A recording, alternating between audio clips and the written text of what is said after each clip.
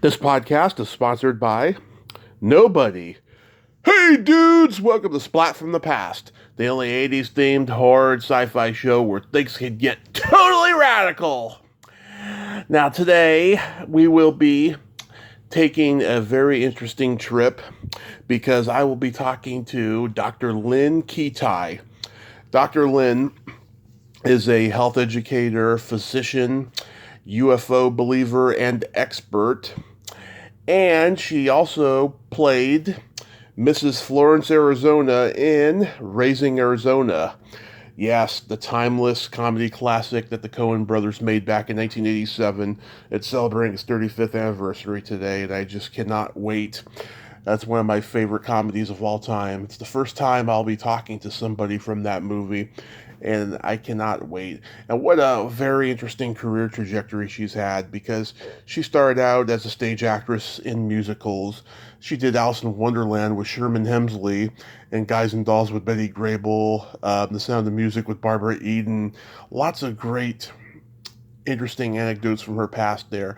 And she's part of the Phoenix Lights Foundation, you know that talks about UFO sightings and what have you. It's going to be such an interesting conversation today, because I personally have never encountered a UFO, but I believe in it, and I think it's an important subject because so many people are skeptical. It's become just a part of our American society, and it's going to be a great conversation today. So, here is my interview with Dr. Lynne Kitei.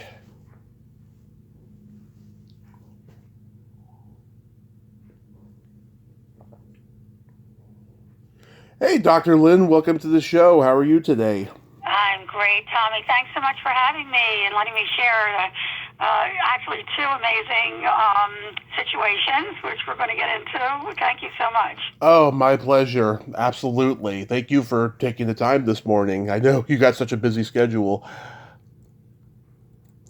So, going back in time, I was reading that in addition to being a health educator, physician, UFO expert, you were a stage actress in musicals long before Raising Arizona. So, did you gravitate toward acting early on in your childhood? Yeah, actually, from the time I was 8 years old, I was singing and dancing with my brother, who also became a medical doctor, actually. But we had a spot on a wonderful television show back east called The Children's Hour in Philadelphia, where I was born and raised. And then from that, went into professional musical theater. For many years, I toured with Gordon McRae in Oklahoma. He was in the original movie. Also, Guys and Dolls with Betty Grable. Do you remember that name? Oh, absolutely. In fact, I wanted to ask you about that. Guys and Dolls with Betty Grable. What year are we talking here? Now, we were talking about 1966 to 1970. I was touring with Oklahoma and Guys and Dolls, and understudied Barbara Eden in Sound of Music. She played Maria in Sound of Music. Barbara Eden, I Dream of Jeannie, is fabulous. And also Sherman Hemsley, if you remember the Jefferson show on TV. I toured with him in Alice in Wonderland. I was Alice, and he was a caterpillar, and he was right before he got the role of Mr. Jefferson, and he was hysterical. He played Mr. Jefferson as the caterpillar, and he cracked me up every show. So a long, long history from childhood in musical theater. And then when we moved to Phoenix, actually I combined, it's kind of ironic too, where I combined everything after I started to do health reporting in 1976. Coming out of medical school, I was still in training, and got the idea because there was nothing on television, especially the news, to really alert people to the different health issues, vital health issues like heart attack, to prevent a heart attack, and what to do if you have a burn, etc. And came to NBC with the idea. They happened to be doing a week-long series 2 weeks later, and I don't believe in coincidence anymore, but they happened to be doing a week-long series on women's medical problems, and Jessica Savage, who is no longer with us, but she was an icon in the news media at the time, was doing the series, and she didn't even know where to start. And also in the 70s, there was a lot of you couldn't get into different places that doctors could get into. And, this way I was able to really show the public the realities of getting health care.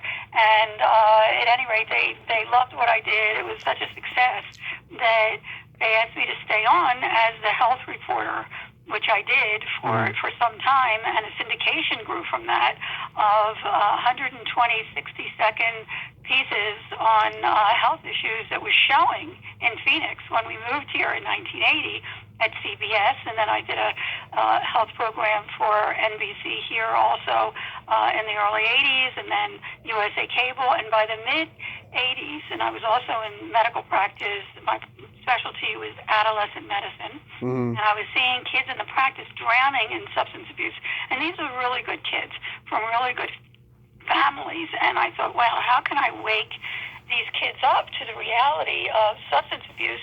And what I ended up doing was actually forming a company, Health Education Learning Programs, Help Incorporated, the You Make It series, because I believe everyone can make it if they have the education and the knowledge and also someone who cares.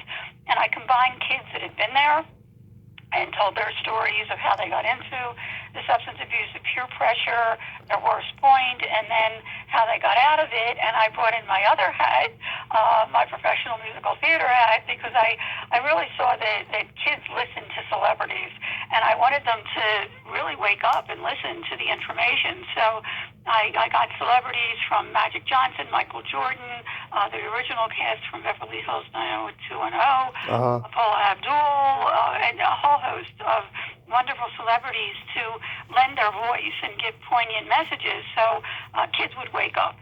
So the first one was on substance abuse, and really was a giant hit. And I was asked to do other topics, which I did, on AIDS prevention education, teen pregnancy. At the Entertainment Industry Council got wind of it, and they loved it and picked it up, and actually hooked me up with Discovery Education, who was distributing what actually became curricula, not only a video, but also a curriculum, a classroom curricula that I worked on. And by the mid 80s, I was full steam ahead. The early 90s, and then the Phoenix Lights fell in my lap in 97. So we can get to that. But one of the most ironic pieces of all this, and I know you're interested in Raising Arizona, which I just feel so honored to be in such company with Nicolas Cage and Holly Hunter and McDormand and John Goodman and Fred McMurray. I mean, the cast is just incredible, and it has become iconic. And I had this little part as the mother of the quintuplets. If anybody's out there that doesn't know the story, it's a black comedy where Holly Hunter and Nicolas Cage cannot conceive, so they decide to kidnap one of the Arizona quintuplets. And I played the mother of Florence, Arizona, of the quintuplets. And ironically, and again, I don't believe in coincidence, the show opened in the movie premiered in 1987. Right. And the Phoenix Lights, which has become the most witnessed, most documented, most important mass anomalous aerial UFO sighting in modern times, if not all of history. And I have become a spokesperson for the Phoenix Lights with the only 35 millimeter evidence, photographic evidence, and we can get into that.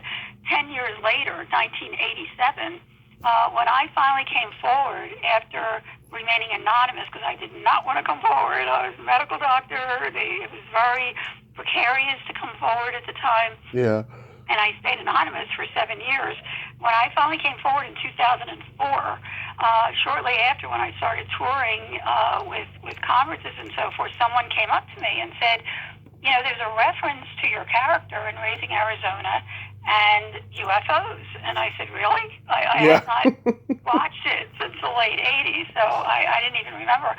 I go back to watch, and if you do watch it, you'll see that after one of the quintuplets is kidnapped, there is a press conference in front of our home. Yeah. And one of the reporters sticks a microphone in my husband's face and says, "There's a rumor your son was abducted by UFOs. Is there any truth to that?" And my husband says, "Oh, please, please, son, please don't print that. If his mama reads that, she'll lose all hope." Yeah. Now, number one, Tommy, my take on the whole thing is totally opposite. It's very benevolent, okay? Yeah. We can get into that if we have time. But the most poignant thing is, number one, it's the only reference in the entire film to UFOs. Yeah. And what makes it even more amazing is that the cinematographer, who was just getting started, just like the other stars. I think Nick Cage was the only one that really did anything of substance before that. Went on to do the movie Big with Tom Hanks, and When Harry Met Sally with Billy Crystal, and How the West Was Won, and Addams Family, and overall, he created and directed the Men in Black series, Barry Sonnenfeld, which opened in 1997. So I wanted to, which is the year of the Phoenix Lights mass sighting. So call it a coincidence. But anyway, it's kind of a little tidbit for your audience. It's kind of interesting. Yeah, it is. Yeah, and I was doing that when I was doing research. I came across that. I forgot all about that quote too. So how did you get cast in Raising Arizona? Well, that's a really good question. When we first moved to Phoenix, and here I had been singing and dancing my time away is kind of a hobby besides schooling, but it was very successful in that behalf for years back east. And, people knew me. People, in fact, when I was in medical school, the national touring company of Charlie Brown was coming into town the week of my 1 week that I had off for the holiday, the Christmas holiday, and the gal that played Peppermint Patty's father had passed. Oh. And they needed somebody to step in immediately.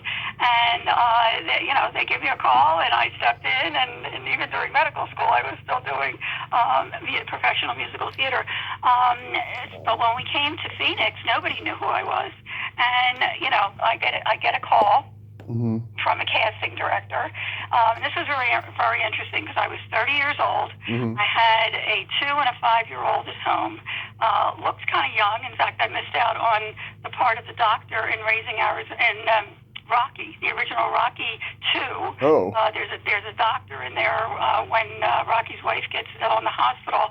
And when I walked in to audition, because I was doing the health reporting at NBC, and somebody recommended that I audition for the role, the casting director looked at me and said, "You don't look like a doctor." I said, "I am a doctor." But at any rate, so I went to this audition for Johnson & Johnson wax commercial, and did the reading, and the casting director came up to me and she said, "Lynn, you did a terrific reading, but they think you look too old to be a young housewife," which was like, oh my goodness, somebody stabbed me in the heart because I've been playing ingenues all my life, and here they're telling me I'm too old with a 2 and a 5-year-old to play a young housewife. She remembered that. Not only did she remember that, several years later, because I used to do sing the anthem at the ball games, at the Suns basketball game and the football games and the professional soccer games and so forth. And she had seen me, and I have a 3-octave singing voice. And she called me up in the office, and this was like, in '84. And I hadn't heard from her since since I had moved to Phoenix in 1980. And she said, "Lynn, you might not remember me, but you did a Johnson & Johnson wax commercial several years ago, and I remembered you. They said you looked a little older, and I also heard your voice and how loud it is, and the part calls for someone who screams really loud. This couple of guys, and they were brand new. They had just done one movie, Blood Simple, are coming into town to audition people for this role of the mother of quintuplets, an older woman who takes fertility drugs, and she has quintuplets. And I remembered you. Talk about destiny. And I came, if you ever see the movie, I came to the audition looking like the part that you see in the movie. Yeah. I did, with my hair up, and the whole thing, even with spectacles. I walked into the audition, and it was Sonny, the casting director, and Joel and Ethan Coen, and I had no idea who they were. And I had asked a friend of mine who was an optician if he had glasses, and he gave me the little spectacle glasses. And I walk into this room, and both Ethan and Joel are wearing the spectacle glasses, and here I am walking in as a caricature. Oh my God, they're going to hate me. And even Sonny said, "Oh, she usually doesn't wear glasses." And they said, "No, we like it. We like them," right? And in the meantime, the other thing is that gals were flown in from New York and California to audition for the part, and I'm hearing them scream like just a regular scream, or whatever. And I thought, how could I make this different so I get their attention? And I started off, like I said, I have a 3-octave range. My voice is not in shape right now, but at a low B, I started, and I went,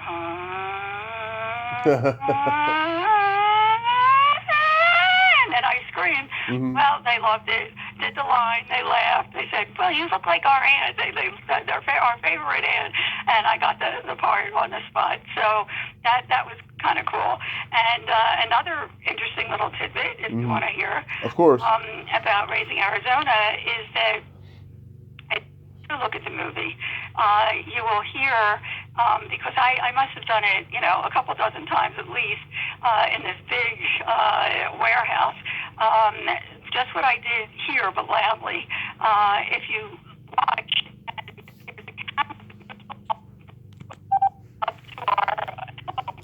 up the ladder into the bedroom. When I scream, when I see that one of the quintuples is missing, and that, what they did was they combined my screaming, all the screaming that I did. So when you hear that, you'll know that it was me. Number one. Number two, when they go into the room and I scream and open my mouth, originally what was supposed to happen, and this was during the shoot, is Barry Sonnenfeld got this teeny-weeny camera with fiber optic lights. Now, if you ever saw the cartoon Popeye, with olive oil, when her uvula, the little thing that hangs down in the back of your throat, wiggles, okay? You ever see that when she would scream? Oh, yeah. That's the effect they wanted to get. And now, of course, they could do it with CGI, which horrifies me, which is my claim to fame. But what he did, he put a little teeny-weeny camera in my mouth with fiber optic lights, and while if you scream, your uvula really contracts. If you just go, it wiggles a lot. And he, over and over and over, he took this shot of this camera in my mouth with my uvula wiggling and backed up. And I turned to the crib so they could switch it when it would show in the movie, and it looked like I was coming from the crib and putting my hands to my mouth, to my face, and the camera would go into my mouth and show my uvula wiggle. Right? Got the picture? Yeah. Okay. Well, when they showed it in dailies, they call them dailies, like each day, at the end of the day, they show a little audience what they shot for the day, and they get their reaction from different takes. Well, when they showed that, the reaction from the audience, ironically, was that it looked too medical. So it ended up on the cutting room floor, which I'm really happy about, because the word around campus at the time was that it gave new meaning to deep throat. That would have been my claim to fame. So that's another little tidbit there. That shot of you is so spooky and so effective. I've always thought so. And and Barry Sonnenfeld was doing a note-for-note copy of the last shot of The Evil Dead, which was filmed by the Coen Brothers' good friend Sam Raimi. I didn't know that for years and years, and it's very effective. That whole scene in general, that whole dream is very effective. I love it. Yeah, very talented. I mean, talk about talent. And, all of them have succeeded so amazingly that, it's such an honor to have been just a small part of it. And, of course, Raising Arizona has become an iconic movie. It's really cool. Yeah. How was working with Trey Wilson? Oh, really? Oh, he was so sweet. Where'd you work with him? Oh, no, I didn't work with him because I was way too young. He died when I was super young. Uh, No, I was asking you, how did you, how, how did I? Oh, yeah. so sweet. He was really a sweet guy. Everybody was wonderful. It was just so exciting to be part of the cast, and he was a doll. It was really a travesty that I believe that he passed from a brain aneurysm, and he was like an up-and-coming giant star. And, unfortunately we lost him early on. But the others, Nicolas Cage, Holly Hunter, Frances McDormand, who's won so many Academy Awards and so forth, have gone on to, and John Goodman, of course, have really gone on to do some wonderful, wonderful work. And then we get to the Phoenix Lights. Yeah, Right? he was by far the best actor in that movie. He stole every scene in that movie and was just so great. It's a sad Yeah. loss. Yeah, people have been like asking for years why Nicolas Cage and the Coen Brothers never worked together again, and they both have commented because we work they work differently. There was a little bit of tension, but they have different methods of working. But they did a great job with that movie. It's such a fantastic film. Yeah, they really did. It's amazing. It's an amazing film and fun, and if anybody hasn't seen it out there, I think you'll really enjoy it. It's really cool. It's really cool, and I've had people tell me that they've seen it dozens and dozens of times. So, there you go. It's really amazing that dropped in my lap, so to speak. Did the Coen Brothers ever ask you? As did the Phoenix Lights, by the way. Go ahead. Oh, did the Coen Brothers ever ask you to be in anything else? Actually, I did get calls from one of the major casting directors during the shoot, which people thought was like amazing that I got a call. At the time, I had two young children. Two young boys who it was very important to me that they grew up to be caring, productive adults, which they are. And I had just started my company in '85. So it was the kind of thing where it just wasn't appropriate at the time to take off and go to California. So, that was it. But I have to tell you, once the Phoenix Lights happened, and it was so amazing, and I had such incredible data that cannot be explained or denied by military or university optical experts, and so many thousands and thousands of people saw these UFOs right above their heads, whether they were these orbs in different formations or actual craft. And anybody that's interested, please go to the Phoenix Lights Network website. It is packed with information to explore and consider. I'm not trying to convince anybody of anything. I saw this up close and personal years before the mass sighting in '95, and got 35 millimeter photographs of these phenomena prior to, during, and after the mass sighting, and that I've really gone to great lengths to have explained to me, and again stayed anonymous. But going back to the Coen Brothers, once I started, finding out that thousands, we're talking between 10 and 20,000 people saw these phenomena right above their heads, rooftop level, glide right above them. It really started to be a big deal.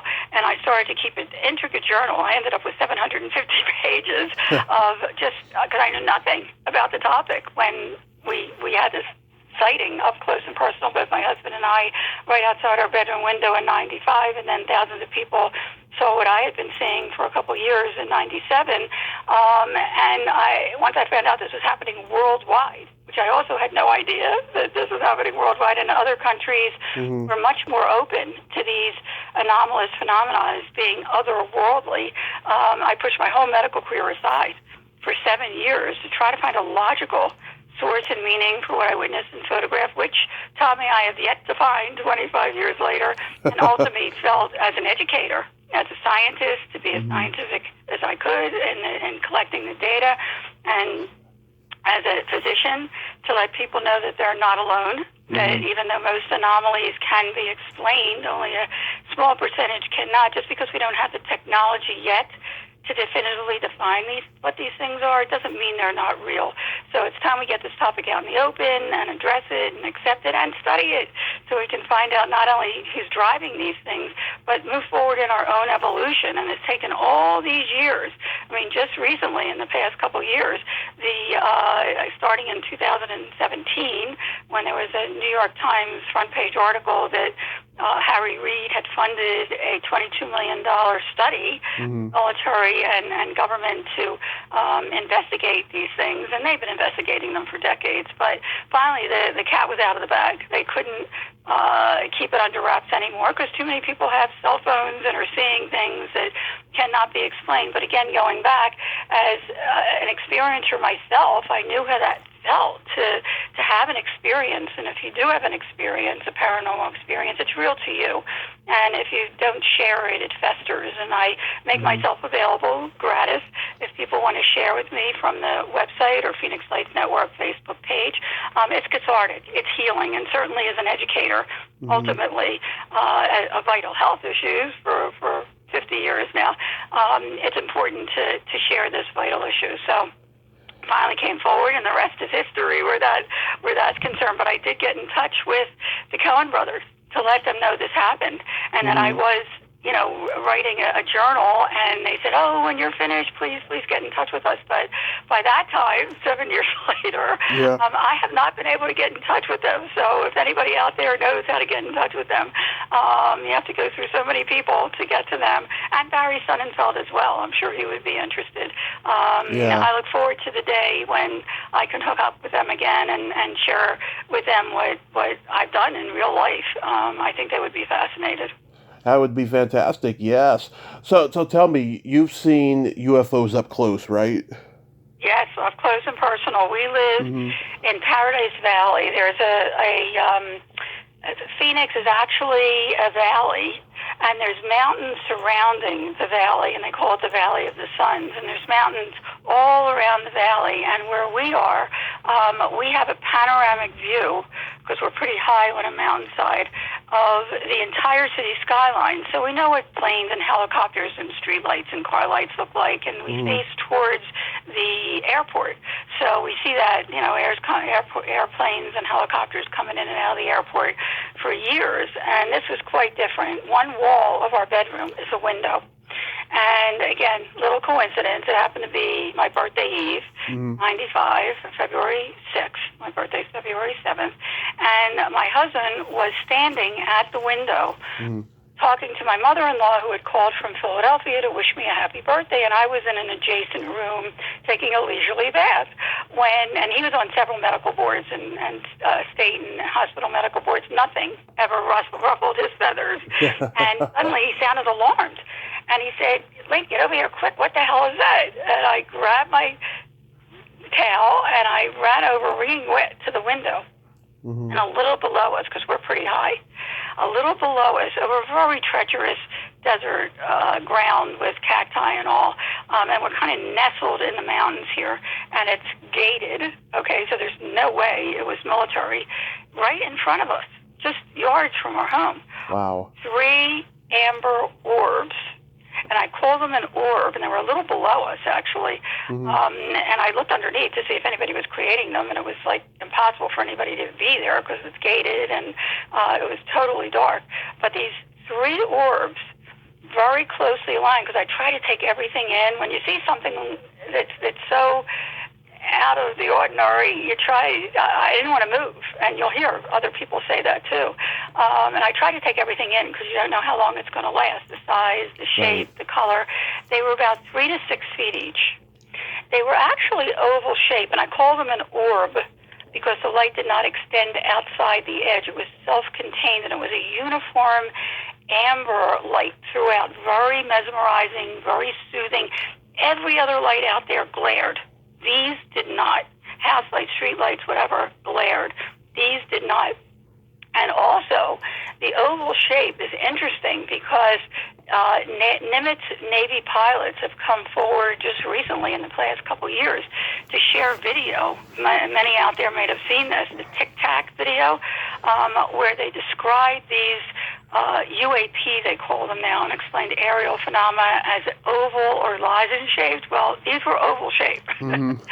And I don't know if it's the same thing, but at any rate, what's really interesting, not only did we watch them cloak, I mean, they started to, I ran to get my camera because I collect sunsets in the closet. My husband calls me back. He says, one of them is disappearing. Get over here quick. And as we watched, the top orb, without budging from the other two underneath, like pyramid, started to shrink very, very slowly, mechanically, as if there was an intelligence behind it, like a dimmer switch. And we watched until it was pea-sized, and even after it disappeared, it felt like it was still there. Where did it go? It was, at the time I didn't realize, but the term cloaking is what I surmised, and I ran out on the balcony and I shot the two lower orbs. If you go on the Phoenix Lights Network website photo page, you will see these pictures, which are miraculous that they turned out. But not only did I catch the two lower orbs, but I also caught the left bottom orb because it felt like something was watching me. I have to admit, which I did not admit to us all for 2 years, till after the mass sighting when I met with the investigators, finally.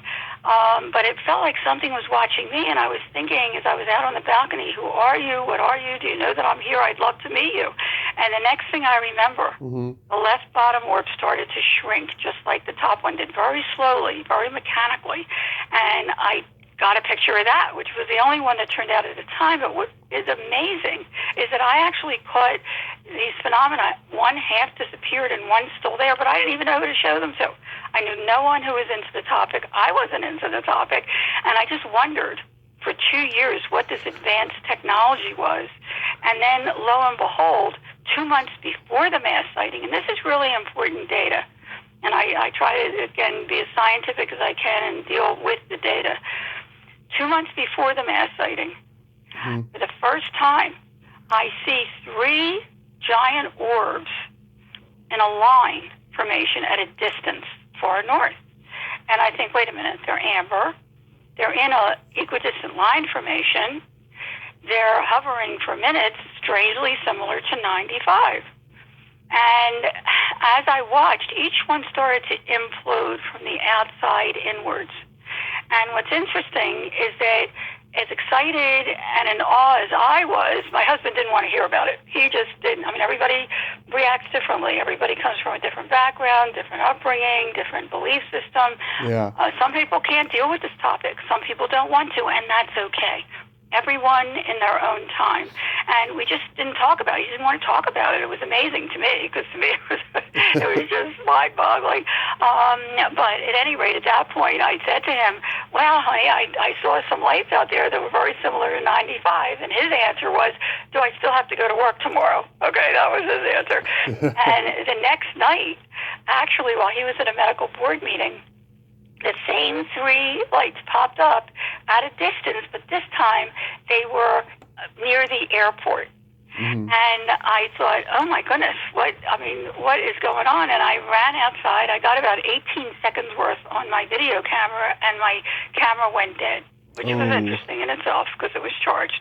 But my husband comes home a half hour later, and he comes up the drive, and we're pretty high up the mountain. I went outside. I said, honey, remember I told you about the 3 lights far west last night in an equidistant line? Well, about a half an hour ago, they were right in front of South Mountain. As I'm pointing with my hand, they reappeared in the same spot. I was like, whoa, I got to get a picture of this. And again, I do not believe in coincidence, because in video, it doesn't do the lights justice. They're much smaller, they're white, they flicker. Nonetheless, the formations themselves, if you really study them, are very compelling. But on 35 millimeter, they're in the negative. They can't be denied.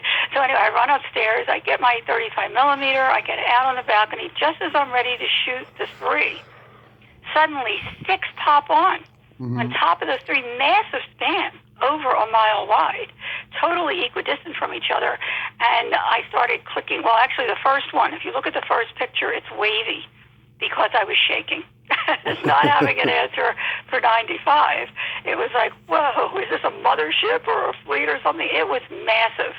But I started clicking away, and those pictures themselves, to me, are a smoking gun, because the second picture alone is really significant, because you can see there's one big light in the middle with two on each side, and it looks like two are underneath. Well, 2 months later, on March 13th, 1997, while thousands of people were looking up at the sky purposely to catch a glimpse of the Hale-Bopp comet, they also caught a glimpse of these anomalous phenomena, these UAP, they call them now. And many people said what they saw was 5 lights in a V, with 2 trailing lights. Well, this is 2 months before the mass sighting. And I kept clicking away, and you can see that this formation that I was capturing head on actually turned into a V. As the lights underneath were disappearing, the top formation was turning into a V. And it was very unnerving, I have to tell you, Tommy. I didn't sleep well that night, and I woke up the next I bet. I figured, you know what, there must be a logical explanation. I'm a healthy skeptic. Let's look for a logical explanation here. Yeah. And I started calling around, found air traffic controllers at Sky Harbor International Airport, finally, who were very forthcoming initially, who admitted that they saw the same thing at the same time over Class B restricted airspace. There's a 30-mile radius around the center of the airport. Anything that comes into that airspace, especially 1,000 feet that these lights were, must call into the tower, and no one did. So they got nervous. And they actually saw the 8 o'clock lights, and then they saw the 8:30 lights, the big one, pop up. They looked on radar, did not show up on radar, took their high-powered binoculars to look, and keep in mind, these are trained sky observers, and in their own words, they saw 6 points of light, totally equidistant from each other, massive span, over a mile wide, that seemed to be attached to something, but they couldn't quite see what these lights were attached to, or had a force field holding them in rock-solid formation. And one of them was a meteorologist, and said that the entire thing turned as a unit, now this is another important fact, against the wind, and then elevated slowly and in synchrony moved behind South Mountain, which is just south of the airport. So I said, so what was it? And there was silence. And then one of them said, beats me. I said, you're air traffic controller. You're supposed to know what's in our airspace. They ruled out every conventional aircraft, balloons, shining lanterns, flares, even skydivers with lights. I mean, they ruled out everything. And we stayed in contact. I continued to photograph these anomalous lights up into and including March 13th, again, when thousands of people I didn't realize were outside looking up at the Hale-Bopp comet and saw things similar to what I had been seeing, and the rest is history. It's a long story, and we won't have time to get into it, but it's amazing how the story unfolded itself, because there was no investigation, no explanation for months, and which was uncanny. This is, I mean, we're talking rooftop level. People looking right into the well, they called it. This pilot is in our documentary, who talks about looking into this well, spitting energy. Other people saw these orbs detach from the main object, go out into the environment and redock with it. In fact, if anyone would like to look at the GAP page, GAP, Geospatial Animation Project, on the Phoenix Lights Network website, you'll see after a 12-year study of hundreds and hundreds of reports, and 2 or more people had to see the same craft. There were 10 different craft that came out of that study, whether it was one craft that could morph into looking different, or the perspective from where the person was standing, or an actual parade. And that's what was ultimately concluded by the investigators, that there was a parade on March 13th, 1997, and whatever anybody's heard out there, there is so much mis and disinformation. That was one of the reasons I came forward, Tommy, actually, for 7 years, is to set the record straight, because I had been keeping an intricate journal of everything, of media reports and the history, and I talked to the military and all kinds of good stuff that I thought, oh my goodness, I mean, there's just so much more to this story. that people need to know if they care to. And anyway, the long story short is that ultimately, I shared the rest of the story 7 years later because there was no investigation, no explanation at all. And then there was a USA Today article that came out months later, June 18th, that opened our sighting to international scrutiny. We didn't have social media at the time.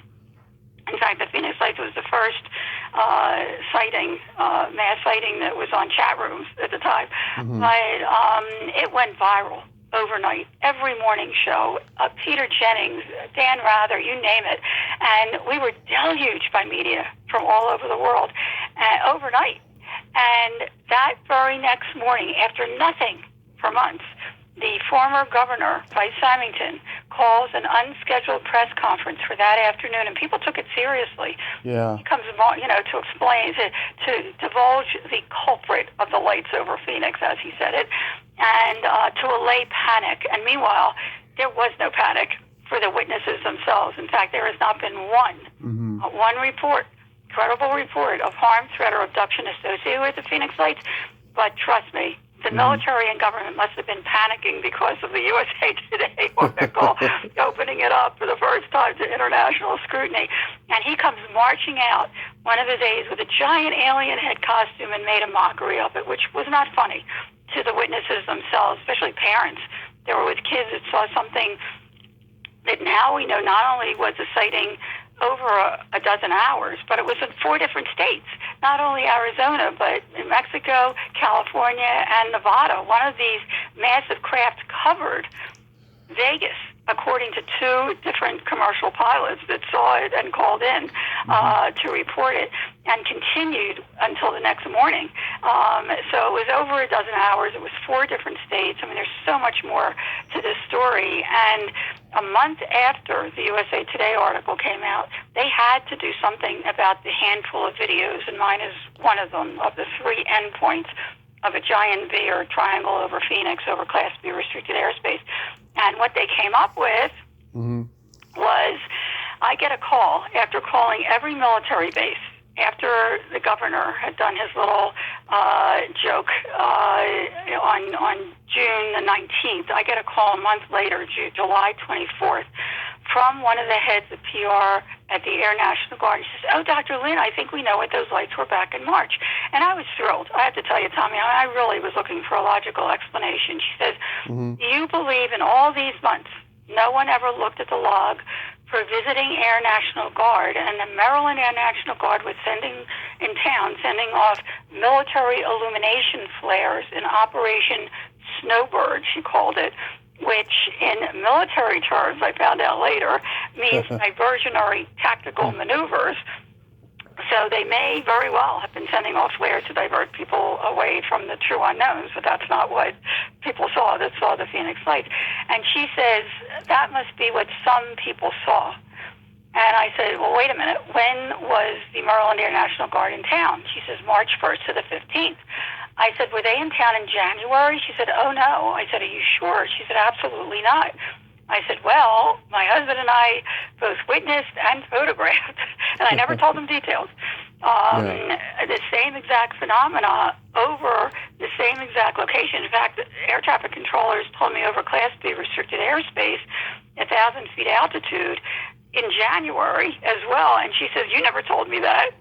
And I said, besides, you're trying to tell me that flares, and by then I'd educated myself to anything logical, including flares, military illumination flares, drift and drop.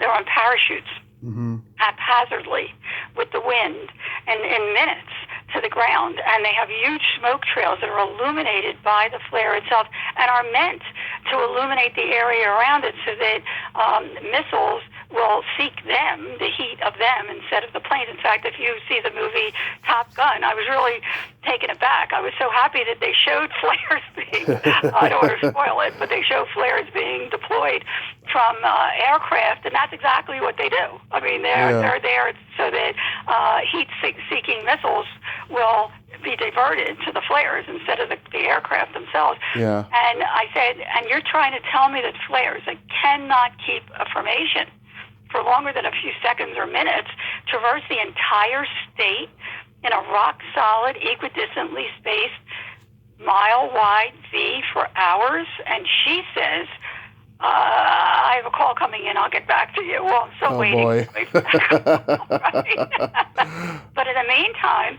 3 years later, former councilwoman, vice mayor of Phoenix, who in a May meeting that May had asked innocently, she didn't say it, but she had so many, like over 1,000 constituents call her to ask her why there was an investigation. She asked for one, and was just plastered by the media. The ridicule and the snickering and the discrediting that was going on at the time in '97 was just rampant. I was so happy to stay anonymous. But 3 years later, she was running for Secretary of State on a platform to get answers for the Phoenix Lights and asking for a reenactment, which was brilliant. Because, again, I'm a show-me person, and if it was military, so be it. Shame on them for going over people's heads and then denying it for so long. But nonetheless, show me. Well, again, if you go to the Phoenix Lights Network website news page, which is also loaded with really cool reports, and you scroll down a little bit and see AZ Family, they show exactly what was done that night by the military. We get a report for 3 National Guards were coming into town on the 3rd anniversary, right before the 3rd anniversary, to show everyone the Phoenix Lights. Now, whether they thought they could, muddy the waters or dispel the water or whatever, talk about a joke. Yeah. They tried to make a triangle. It was upside down. It fell apart immediately. Just what flares do. It had huge smoke trails. That really put the nail in the coffin for flares. And to date, there has never been a recreation of the Phoenix Lights, although they are appearing worldwide still, or an explanation for the craft. I mean, people actually saw gunmetal craft, and the National UFO Reporting Center in Seattle, Peter Davenport, the head of it, announced several years ago that from his data that he received, and he has illustrations and all kinds of good stuff on his site, one of the craft was 8 miles wide. Wow. Imagine, I thought he was kidding when he announced it, but we're talking, phenomenal, 1 to 8 miles wide. It's totally silent. Totally silent. And some people saw it take off at bleak speed. And there was a call, and in our documentary, we have part of that recorded report to the National UFO Reporting Center at 3 a.m. the next morning during the mass sighting. An alleged crewman from Luke Air Force Base called Peter Davenport to report that jets were sent off from Luke to intercept and get gun camera film, which I heard they did. I haven't seen it, but to get gun camera film of one of these over mile-wide crafts that was hovering right over central Phoenix. And as they got close, the lights dimmed, and then the entire thing blinked out and disappeared. So we're talking incredible technology that in 25 years, Tommy, we haven't seen anything that comes close to this kind of technology. So, and what's really interesting is that after 10th anniversary of the mass sighting, the former governor finally came forward. Have no idea why, but he finally came forward, and he was no longer governor, to divulge and disclose that he actually saw one of these mile-wide craft, and in his own estimation as an awarded military pilot, it definitely wasn't flares, and in his own words, he said it was otherworldly. And another interesting little tidbit I have for you is the morning after the mass sighting, I called the air traffic controllers because it seemed like the same exact phenomena in the same exact location. Then, too, 2 months later after that January sighting, which they confirmed. And they also mentioned that there were a couple of pilots, which I found really, really important, because a commercial pilot called in to say, on departure from Sky Harbor, what the hell are these lights over me? That's pretty significant. Yeah. And a private pilot called in, never said who the private pilot was, but the private pilot finally came forward in 2017, another drum roll here, happened to be, while I was taking pictures of it, he was reporting it, Kurt Russell, the actor. Wow. Cool? Yeah, that's really cool. There you go. So there's a lot more to the story. Again, there was a 750-page journal, and I finally squeezed the best into 230 pages, came forward in 2004, and even though they wanted me to write another book, as the story has evolved, I didn't want to do that. The first book is so important that I just added chapters, and now it's in its fourth print, and I always recommend people to get the ebook only because it has color pictures and live links so they can explore further if they care to. Has Travis Walton contacted you? Oh, he's a dear friend. In fact, every year I try to keep the Phoenix Lights alive and also be there for people that saw it. So many thousands of people saw it. In fact, we have a study going on right now. And for anybody listening that's interested, please check our website, Phoenix Lights Network website homepage, because we're getting very close to posting a link. If anybody saw the Phoenix Lights or something similar, and they're in the Southwest, we are doing a study on real-time and long-term effect of the Phoenix Lights 25 years later, because the Phoenix Lights, and that's a whole other story we don't have time to get into today, and half the book is about this, how the Phoenix Lights really affected the witness at a very, very deep level, not only to wake them up to their presence in a very non-threatening, gentle way, but to wake people up to the fact that we're not alone in the universe, and a lot more. There's a lot more to this story, so I welcome people to do that. But anyway, every year I host a big event. We just had it in March around the anniversary at the Scottsdale Harkins Theater. We've had it since 2005 when we produced our award-winning documentary. We're so proud of that. It's a real grassroots effort, and we show the movie. We have speakers, including Travis. Very important to have Travis. There's so much going on in Arizona as far as visitations in Sedona and over copper mines and nuclear bases, and of course the Phoenix Lights themselves. And Travis is part of that story. He shares his story, and then we have a Q&A. We have Navajo Rangers as well, who are law enforcement, who are studying these things, that's amazing that they're taking it seriously, and more people are, of course, now that the government and military have admitted that there's something out there that we cannot explain that's far advanced than anything we know of that we've produced or anyone else has produced on Earth. So, Travis's story is really interesting, and he's a dear friend, and I welcome people to check him out too, because what the movie Fire in the Sky, if you remember, and I know you to films, really, talk about the thread and scenario that we're so used to. We addressed that in the documentary, actually, that we're so inundated with threat, and harm with films and Hollywood and media, that Dr. Gary Schwartz, who is the head of the Consciousness Study Department at the University of Arizona, makes a very, very poignant statement in the documentary that if you're inundated with the threat scenario, how do you think you're going to react when you see something that you're told to be afraid of? Yeah. And it just so happened that the movie Independence Day was really popular 6 months before the mass sighting, and children who were usually, interestingly, the first to see this mile-wide or larger formation of lights coming towards them, started jumping up and down, Independence Day, Independence Day. But as it came closer, a calmness came over everyone, children and adults as well, a connectiveness to the phenomena that once it passed, they wanted to chase after it or get in their car and their parents get in the car and follow it. It is so interesting to just look at that scenario itself. Plus, there were a number of people who had had near-death experiences as children that was reawakened by the mass sighting, and I did too. That really hit me hard. And I thought, whoa, could there be a connection between all unexplained phenomena?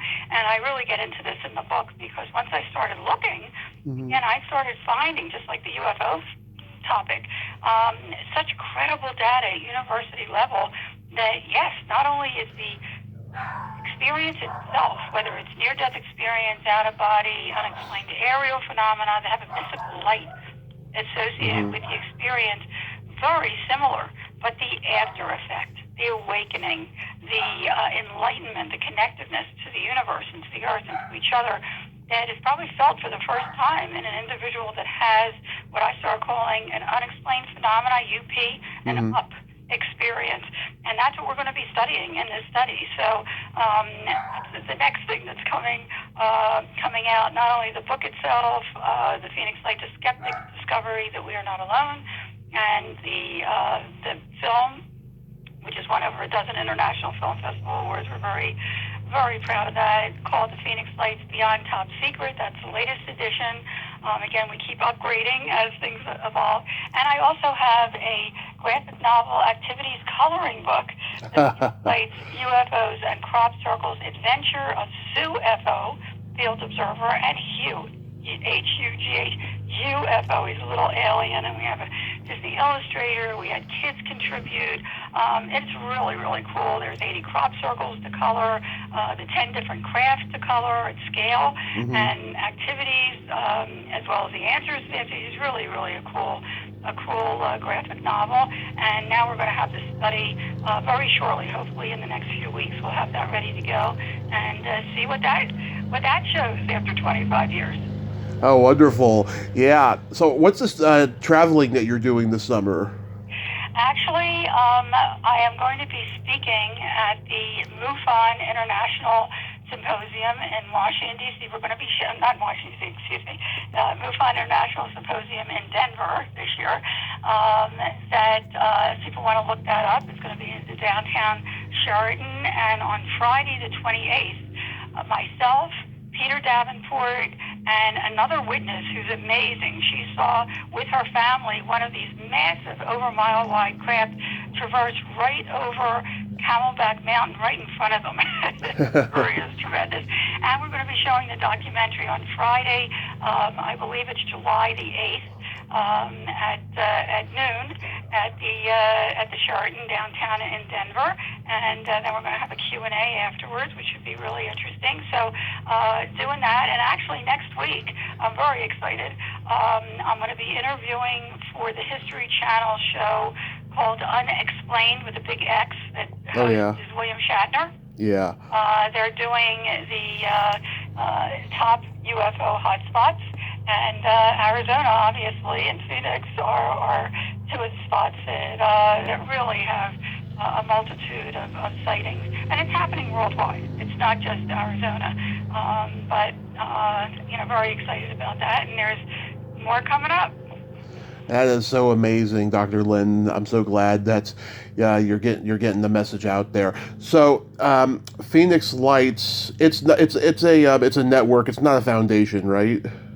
No, this is all out of my own heart and pocket. Okay.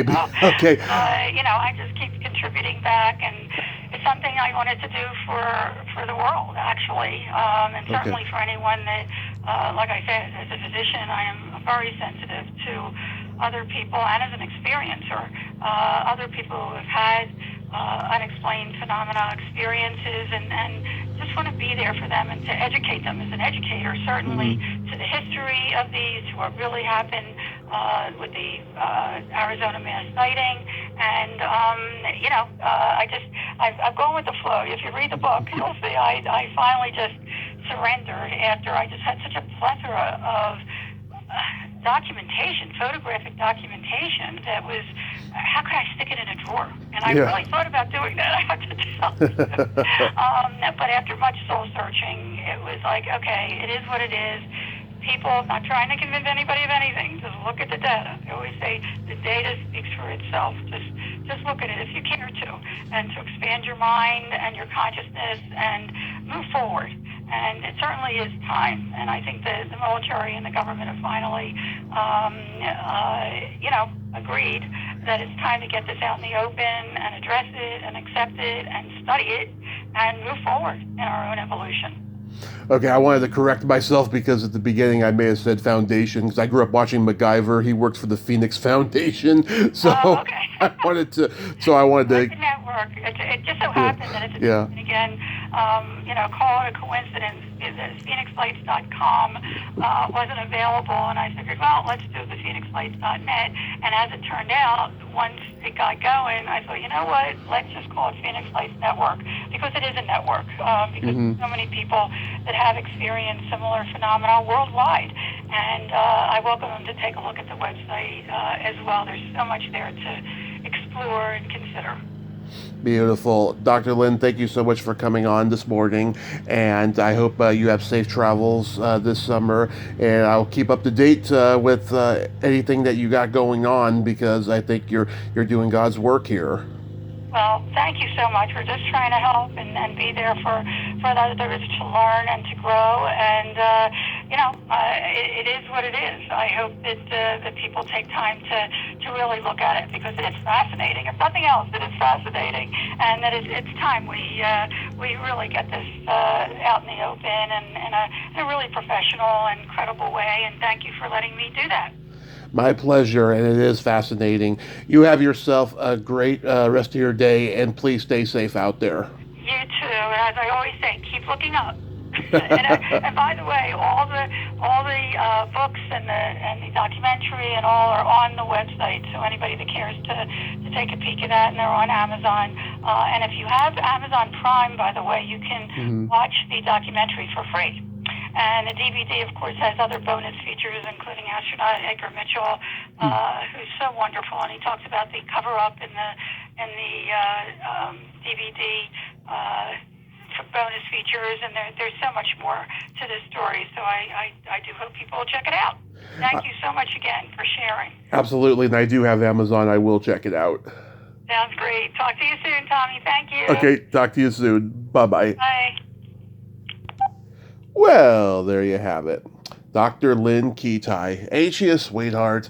Wow, she really is doing God's work there, letting the UFO phenomenon be known, I mean, I believe on life on other planets. I haven't had any personal UFO encounters, although I do think that people I run into on a daily basis are fucking aliens. But I do believe that there's life on other planets, and I just love what she's doing.